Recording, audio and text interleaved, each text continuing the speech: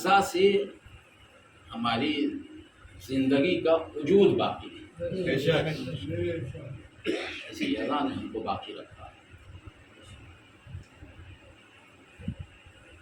अपनी ज़िंदगी में ऐसा काम नहीं होना चाहिए कि जिससे अहले बैत नाराज़ हो जाए, जिससे हुसैन नाराज़ हो जाए। इतना ओवर नहीं होना चाहिए।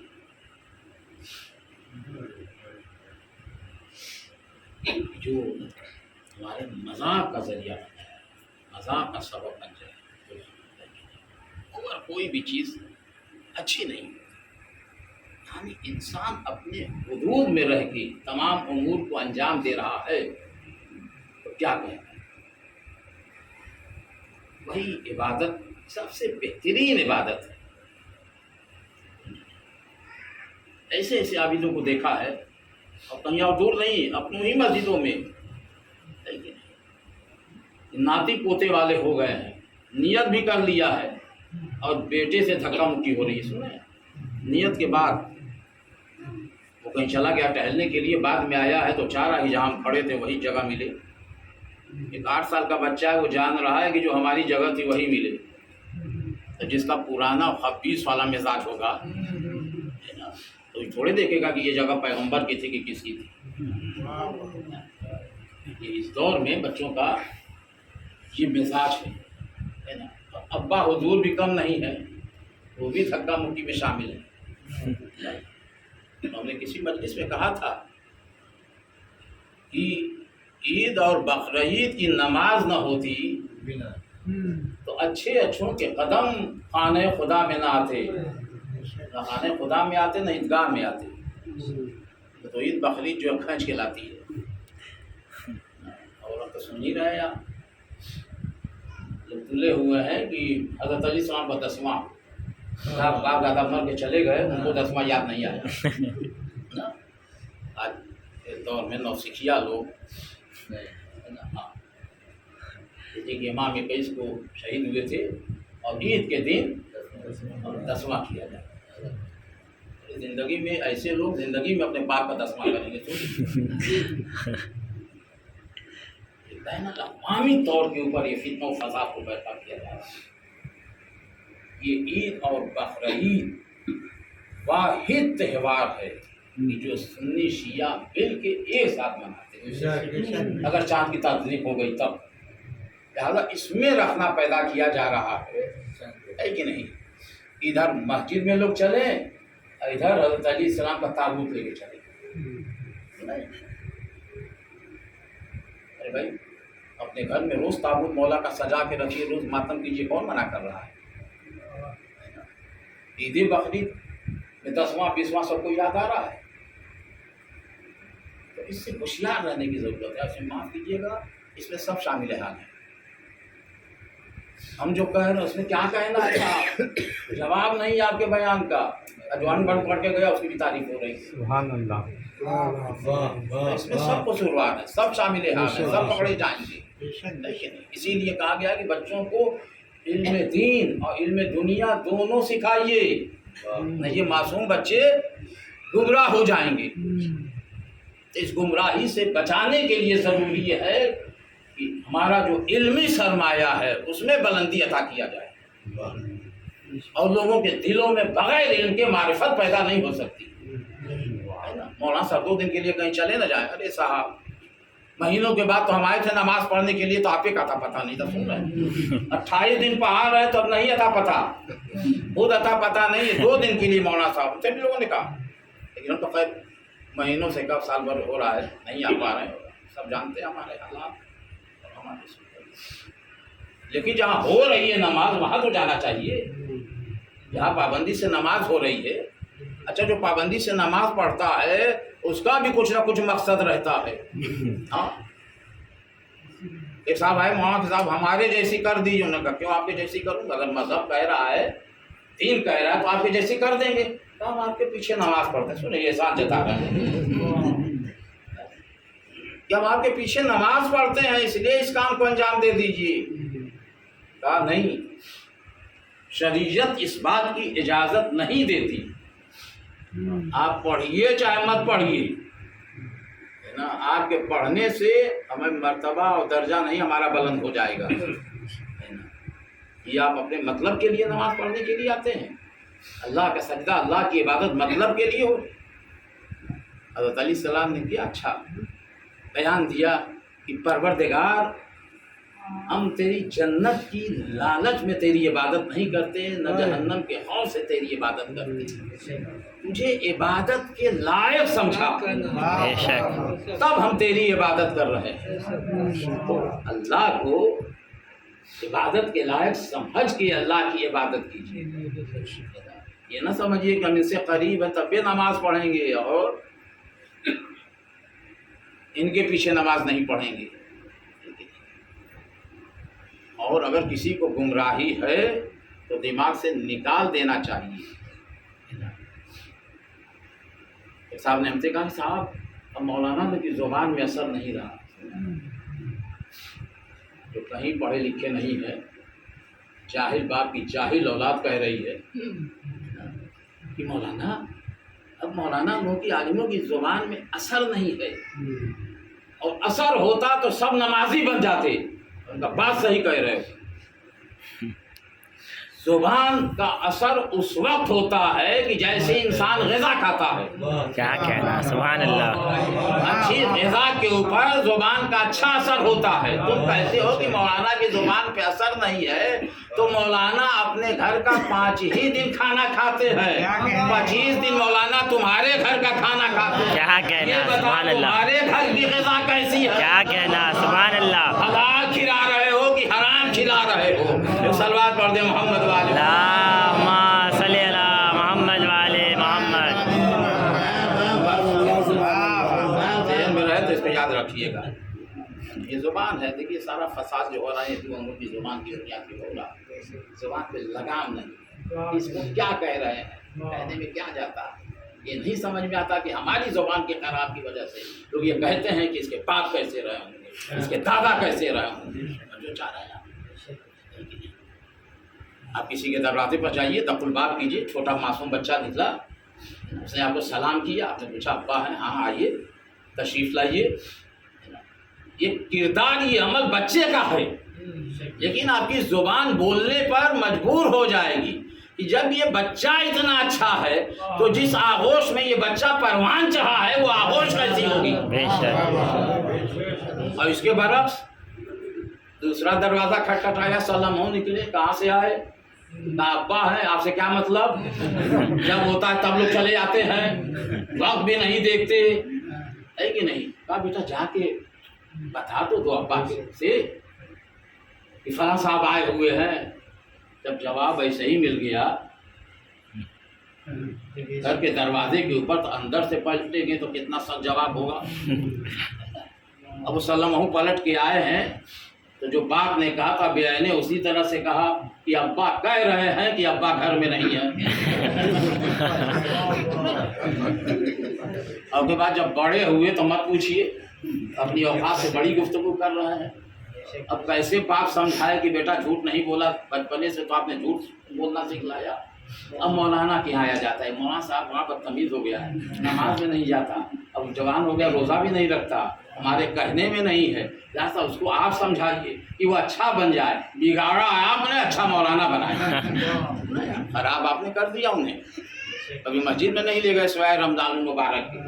اللہ کرے کہ 12 مہینہ رمضان رہے، یعنی کم سے کم باپ جو ہے بچوں کی انگلیاں پکڑ کے مسجد میں تو لے کے آئے گا۔ کسی بھی ایک ہی مہینہ اللہ کا ہے، 11 مہینہ جنات کا ہے۔ اس طرح سے معصوم بچے صرف رمضان میں آ رہے ہیں، ہر مہینے میں آنا چاہیے نا، نماز پڑھنا چاہیے، لیکن حالات ایسے ہوگا، اس پر بھی سوجھ بوجھ نہیں ہے۔ ہر انسان کے دماغ میں یہ فطور ہے کہ ہم بہت آگے بڑھ گئے، ہم بہت ترقی کر گئے، اور اس بیس پر ترقی کر گئے کہ کل پیسہ نہیں تھا، آج لاکھوں کے مالک بن گئے۔ سوچیے ایک شہر، بہت بڑے شہر میں ہم گئے مجلس پڑھنے کے لیے، نیا پیسہ ہو گیا، اس نوجوان باپ کا انتقال ہوا، چہلوں کی مجلس بلوایا بہت بڑے ذاکر کو، پیسہ تو ہوا مگر علم نہیں ملا۔ बड़े हो गए तो पैसा कमा के वो आगे बढ़ गया, तो उसको जज्बा पैदा हुआ कि बाप की बहुत बड़ी मजलिस करेंगे, बड़ा खाने पीने का एहतमाम किया। और मजलिस जाकिर ने ईमान अबू तालिब पर पढ़ा, और कम से कम दर्जन भर उस जाकिर ने कहा कि अली का बाप सुने ना, ईमान अबू तालिब पर तो अली का बाप। मजलिस खत्म हो गई, मौलाना चले गए। लोगों ने पूछा भैया अब्बा की मजलिस कैसी रही? कहा कैसी रही? बुलाया अपने बाप की पढ़ने के लिए, न जाने अली के बाप की पढ़ के चले गए, पैसा भी सब हमारा बर्बाद हुआ। जब इल्म नहीं होगा तो यही सब होगा। सलवात पढ़ी अल्लाहुम्मा सल्ली अला मोहम्मद वाले मोहम्मद। ये सच्चा वाकया, बड़े शहर का वाकया। स्टेट ना यूपी था ना बिहार, मध्य प्रदेश का सेंटर, वहाँ का हाल में बता। खर्च भी किया, और के बाद में अली के बाप समझ में नहीं आए बेचारे थे। उन्होंने पूछा कैसी मर्जी से? कहते खर्च किया अपने बाप के लिए, अली के बाप करके चले गए, ना जाने किसके बाप की मर्जी। याद रखें, इल्म फायदा पहुंचाता, दौलत फायदा नहीं पहुंचाती। एक सलवात पढ़ दे मोहम्मद वाले मोहम्मद। देखिए आज की मजलिस तो बहरहाल थोड़ा सा सख्त हो गई है, मगर नहीं कल फायदे से लोग आएंगे कि भी नहीं आएंगे। एक सलवात पढ़े मोहम्मद वाले मोहम्मद। बहुत होशियार आदमी है, इसीलिए एकदम आखिर में आने। सलवात पढ़े मोहम्मद वाले मोहम्मद। नहीं अब ऐसे ज़्यादा नहीं बढ़ेगा, नहीं तो लोग हमारा कब बढ़ा। सलवात पढ़े मोहम्मद वाले मोहम्मद। आज हमारा मजलिस सैयदुल शुहदा की बुनियाद के इस तरह से आले मोहम्मद ने इस दीन को बचाया और कुर्बानियाँ दे के इस दीन, इस मजहब को हम तक पहुँचाया। कोई हुसैन का नाम लेने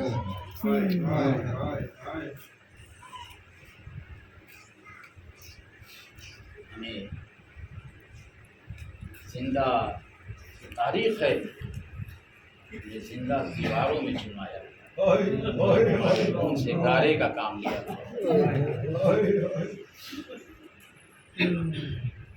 अली नाम लेने पर खत्म किया जाता, लेकिन उनकी तलवारें कुंद हो गई, उनका वजूद खत्म हो गया। लेकिन आज हुसैन के चाहने वाले फर्श यज़ा पे हम मौजूद हैं, और इंशाअल्लाह क़यामत तक हुसैन को याद किया जाएगा। हुसैन का मातम 3 दिन की भूख और प्यास,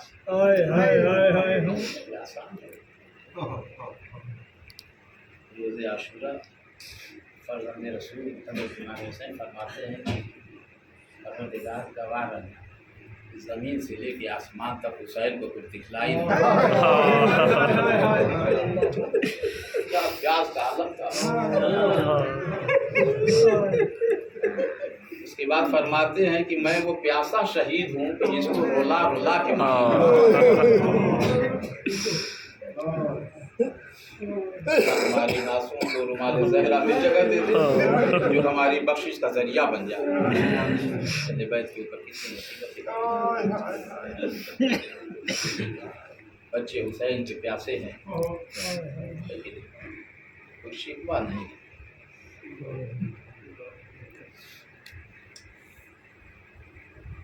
आशूर से पहले बच्चों ने पानी का इंतजार किया, असरे आशूर के बाद फिर किसी बच्चे ने पानी का मुतालबा किया।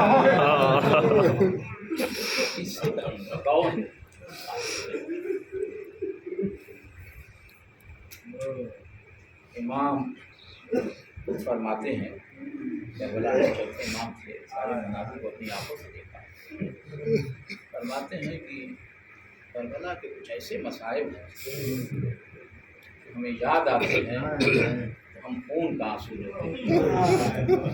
کسی نے کہا مولا کوئی مصائب تو بتائیے یا خون کا آنسو لیتے ہیں. فرمایا جب ہم کربلا سے چلے تو ہمیں دھوپ میں روکا جاتا تھا. نہار ناقہ ہمارے ساتھ میں پاس ہاتھ میں ہے. ایک مقام پہ ہم کو روکا گیا تو کچھ دور سایہ نظر آیا. ہماری بہن سکینہ قریب آئی, کہا بھیا اجازت دے دو کہ ہم سائے میں جا کے بیٹھے. کہا بہن جاؤ.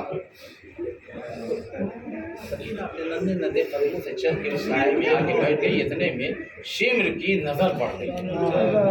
اس ملعون نے ہاتھ میں تازیانہ لیا اور بچی کے قریب آیا. کچھ سوال نہیں کیا بلکہ بے تحاشا تازیانہ اور سید سجاد دیکھ رہے ہیں اور بہن فریاد کر رہی ہے کہ بھیا یہ ظالم مار رہا. اجرکم اللہ, خدا آپ صحت میں نہ بتائے سوائے مظلوم کربلا. سچ بتاؤں تو آپ سے حقیقت ہے. آپ بیٹے کو کوئی مار دے, بھائی کو مار دے, آپ صبر کر لیں, لیکن کم سن بچی ہو اس کو کوئی تماچے مارے, گھر کی عورتوں کے اوپر تازیانے مارے تو آپ برداشت نہیں کر سکتے. مر سکتے ہیں لیکن زندہ رہ کے اس منظر کو نہیں دیکھ سکتے. لیکن سید سجاد نے سارے مناظر اپنی آنکھوں سے دیکھا. لیکن جب 11ویں محرم بہت قیامت کا دن ہے, شمر ملعون چند اونٹوں کو لے کے آیا ہے اور کہتا ہے سید سجاد اب تیار ہو جاؤ, اب یہ قافلہ یہاں سے روانہ ہوگا. ٹھیک ہے ہم چلنے کے لیے تیار ہیں. لیکن جب زینب کو معلوم ہوا کہ ہمیں اب یہاں سے روانہ ہونا ہے تو کہا کہ بیٹا سید سجاد اتنی اجازت دے دو بیٹا, ہم نشیب میں جانا چاہتے ہیں اور بھائی سے کچھ کہنا. سید سجاد کہتے تو بھی اماں جا کے بھائی سے کیا کہیں. کہا بیٹا میں مدینے میں سو رہی تھی, جب میری آنکھ کھلی تو دیکھا کہ میرا بھائی ردا کا سایہ میں نے پوچھا کہ بھیا یہ کیا کر رہا ہے. کہا بہن میں نے دیکھا کہ آفتاب کی شعاعیں تیرے چہرے پر پڑ رہی. بھائی کو گوارا نہیں کہ بہن دھوپ میں رہے, فوراً کھڑی ہو گئی, بھائی کا بازو تھاما. بھیا میں وعدہ کرتی ہوں کہ جب تک زینب زندہ رہے گی تجھے کبھی دھوپ میں نہیں دیکھے گی. علی کی بیٹی نشیب میں آئی, دیکھا بھائی کا لاشا.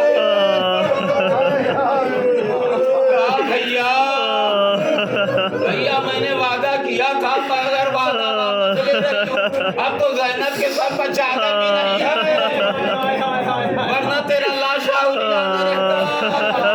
اے بھیا بہن جا رہی ہے.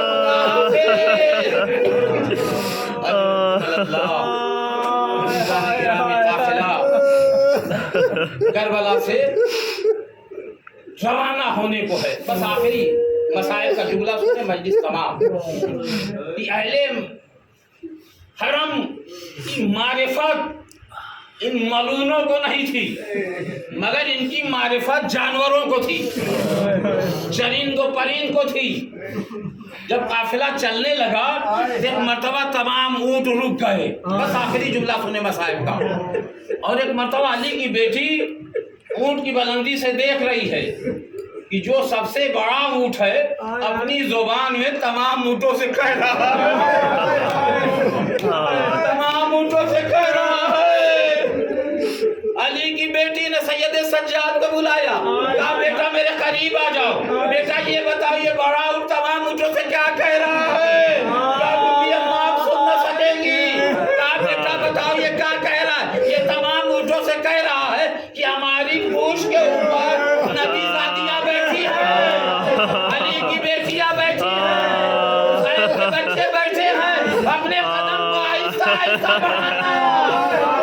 بچہ گرتا مر گیا. مصطفیٰ کو کیا جواب دیں گے, علی مرتضیٰ کو کیا جواب دیں گے. علی کی بیٹی نے روکیا مدینے کا, اے نانا تیری امت کا خیال جانوروں کو تیری امت کو